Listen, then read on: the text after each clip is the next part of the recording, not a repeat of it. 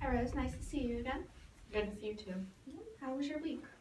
It was good. I still kind of felt down in the dumps, but I think I felt a little better after like talking to you about everything. I think I'm starting to feel a little bit better.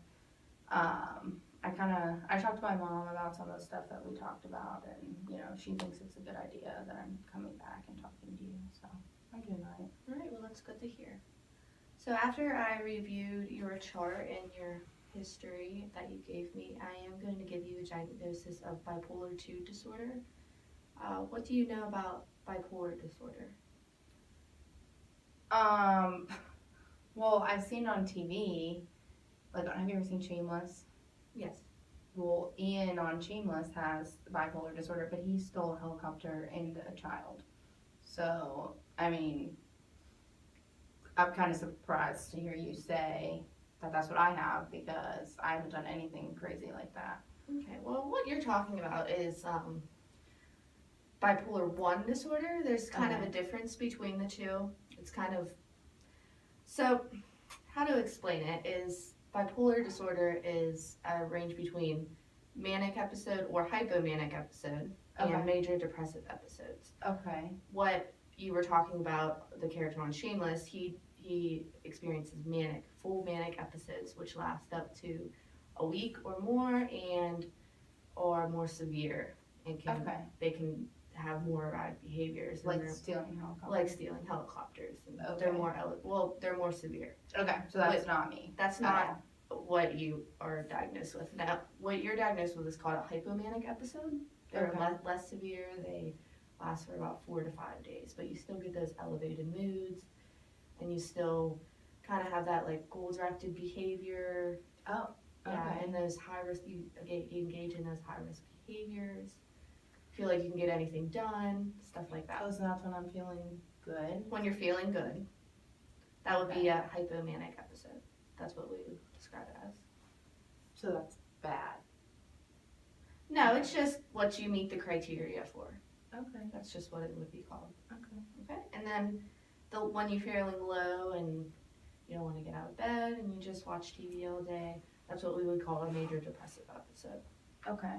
I mean, that part makes sense to me. So I kind of thought I was depressed when I came to see you last time. But I don't know. I guess it makes sense. Okay. Also, what I wanted to tell you about this diagnosis is it does have a major genetic component to it. Okay. And what you told me about your dad when he committed suicide and the moods that he displayed, I think that it may have a tremendous impact on the genetic component. So do you think that may be possible? It's interesting that you say that because when I went home last time and talked to my mom about everything we talked about, we ended up talking about my dad and some of the stuff I told you about him, and she said that sort of like that's kind of why she sent me here, because she thought that maybe like whatever was going on with me was similar with what was going on with him, and she didn't want me to kill myself or anything. So I definitely think you might be right about that. All right, so you see some similarities between that. Okay. Yeah, and I don't think I would kill myself ever, but I also I don't want to end up like my dad, so I guess tell me what to do. Okay, well, through this treatment we're gonna try to provide you with some insight into your thoughts and your actions and your behaviors and give you some education about your diagnosis so you can properly deal with it. Okay. So what I want to explain to you is the most effective treatment for this disorder is a mixture between medication and psychotherapy.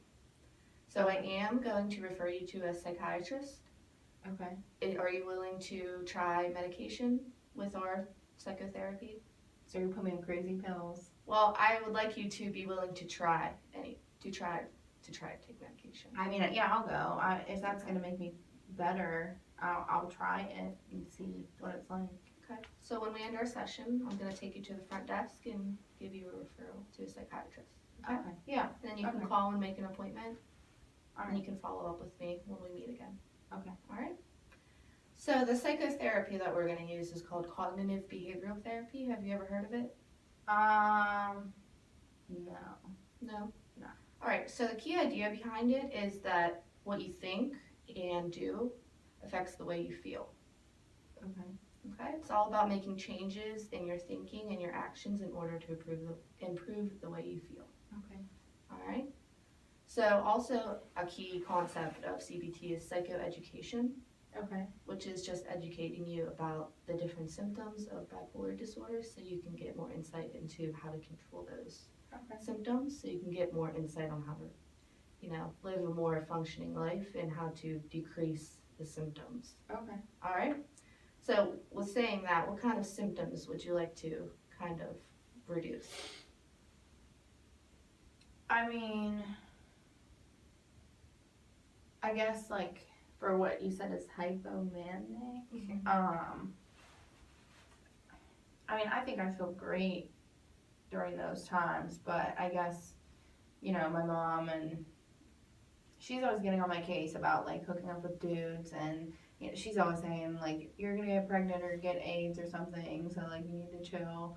But I mean, I have fun, but I guess I can see where she's coming from with that. Like I can't handle a kid right now, and I don't want to get sick or anything, so I guess I should be more careful with like hooking up with guys and stuff. And my mom kind of gets on my case about when I like party and drink and stuff. So I guess I probably want to drink less too, and maybe get more sleep, even though I don't need it when I feel like that, but it's probably not good not to get sleep. Okay, and when you talk about partying, do you see yourself engaging in more sexual activity when you're partying? Oh yeah, for sure. For sure. So those kind of things interact. Mm-hmm. Okay, so when we talk about those kind of symptoms, that's called a high-risk behavior. Okay. We see it a lot in bipolar disorder. Okay. So we can definitely try to reduce on those symptoms. Do you have any ideas about what you can do to reduce those symptoms, either internally or maybe reaching out to your mom maybe to help you?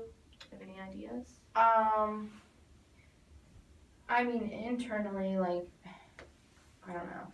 I feel like I almost just get like my mind won't stop and I get impulsive, if that makes sense. So I feel like I just need to like slow myself down maybe,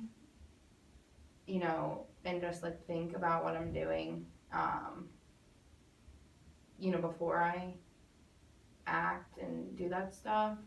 So I guess that's internal, and then external, I think maybe if I have my mom like maybe if I give her my paychecks and my money, because I also I spend a lot of money when I go out and drink and stuff, because I'll buy everybody in the bar around of drinks, and just because I'm really like social and outgoing. So maybe if I don't have money and my mom's not gonna let me take money and go out and spend it, if she has control of it, maybe she could help me in that way, or I'd have to ask her to give me my money. I could also maybe if I start to feel like that, maybe I could give her my car keys so I don't drive and meet up with dudes as much. Okay. And you said when you start to feel like that. Uh-huh. When do you know you're starting to feel like that? What kind of symptoms do you feel? Well, like I said, I just feel like my mind just like doesn't stop when I feel like that. I just feel like kind of like on top of the world, and I just can't stop thinking. And I just kind of want to like do it all. So, I mean, it feels good, but my mind definitely speeds up, and I definitely don't sleep as much. So I don't feel like I need to get as much sleep. I'll stay up late and I'll wake up early. Sometimes I don't sleep at all. Okay, so a huge physical sensation that you do feel is that sleep deprivation. Yeah, I mean, I don't feel sleep deprived. I just feel like I don't need to sleep. I You feel, don't feel like you don't need that sleep at all. yeah. Okay. All right. So one thing I do want to work on with you, and I want you to work on it this week and come back, is a sleep schedule, and also I want you to track your thoughts and feelings and Okay. your behaviors with it. So on this sheet that I printed out for you, you're going to write down each night for a week what time you go to bed. Okay. And throughout the day, I want you to track your moods, Mhm. the thoughts you're having throughout the day, Mhm. any behaviors that you engage in, Okay. and any feelings that you have Okay. towards any feelings, okay? All right. Now, I don't want you to try to change anything right now. Okay. I want you to just track the behaviors and everything. Okay. I just want you to show me a normal sleep schedule, and or whatever normal is that you track For it, me. okay? Whatever the normal, Okay. whatever it is, I just want to see. All right. And then we can go over it next week. Okay. What's that? And we can talk about it. And then I will take you out to the front and get you that referral. Okay. Do you have any questions for me before we end our session?